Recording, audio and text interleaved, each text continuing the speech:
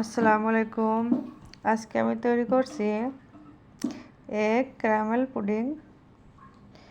পুডিংটা আমি যেভাবে তৈরি করছি, পুডিংটা আমার খুবই সুন্দর হয়েছে, একদম নরম সফট হয়েছে। তো প্রথমে আমি চিনি দিয়ে ক্যারামেল তৈরি করে নিয়েছি। যে পাত্রে তৈরি করব ওই পাত্রের ভিতর ক্যারামেলটা সেট করে নিয়েছি। নেওয়ার পরে দুধটা ঘন করে জাল করে নিয়েছি।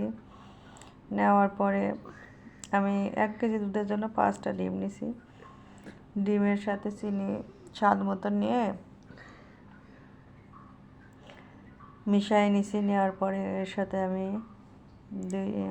1 টেবিল চামচ কর্নফ্লাওয়ার, 2 টেবিল চামচ গুঁড়া দুধ আর 2 টেবিল চামচ কনডেন্স মিল্ক আমি দিয়ে দিছি।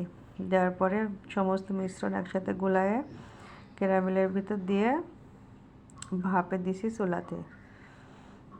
আমার প্রায় 40 মিনিট মতো লাগছে ভাপে চুলাতে করছি।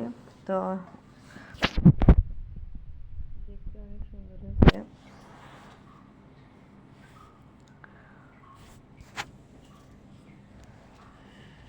আমার বড় ছেলে অনেক দিন ধরে বলতেছিল যে আম্মু পুডিং বানাও, তো আজকে তৈরি করে ফেললাম।